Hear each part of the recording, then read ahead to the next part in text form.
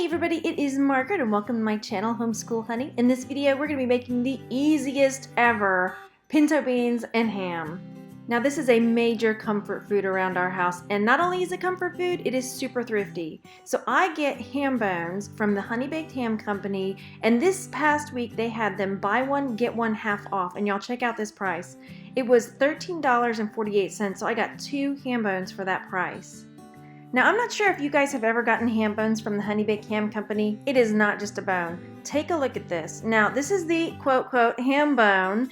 You can see all of the ham that is left on here, and we've already eaten about 2 or 3 inches. The part that's spiral, there's a good chunk of that we had already eaten off the ham bone.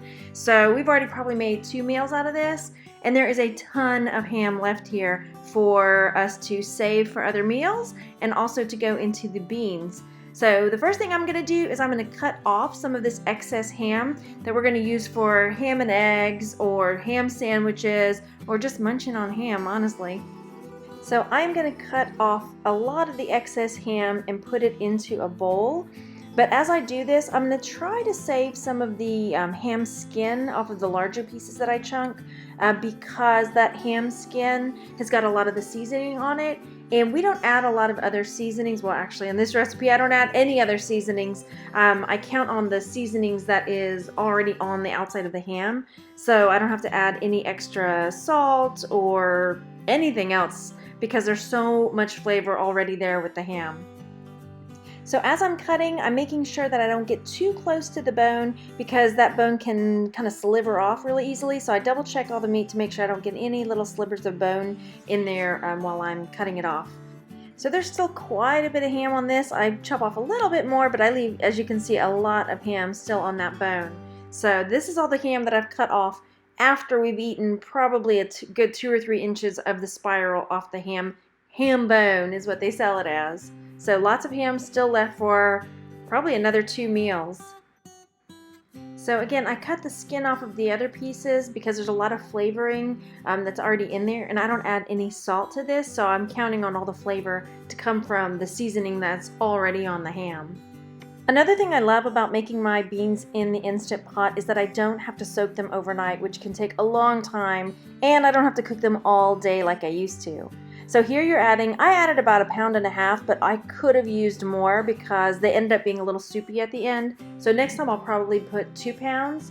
Rinse those beans, make sure you get any stones out if there are any. Add about 5.5–6 cups of water and then put in the skins and the ham bone. And then you are ready to seal her up. I pressure cook these for 40 minutes on high heat and then let it naturally vent for about 20–30 minutes. And then once it is ready to completely vent and open up, you can see, there it is.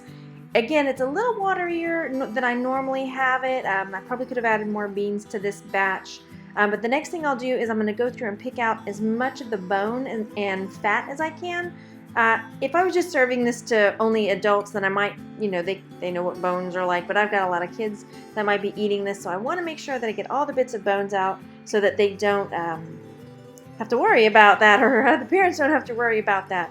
I also pick out any bits of fat that I find as I go along if there's any bits of fatty skin still in there. Next, I'll go through and pull away any of the ham that I have that may still be stuck to the bone. Usually it's pretty much all fallen off at this point, but I'll go through and make sure I get all the bits of ham back into the pot, and then we are ready to serve. So this is such a big comfort food around here. We like to cook this when my parents come to visit or my sister. It's something everybody enjoys eating, usually makes a ton and feeds a lot of people. We make this with some cornbread, and it is a major comfort food. So I like adding a scoop of sweet relish into my bowl of beans. I challenge you to give it a try and let me know what you think.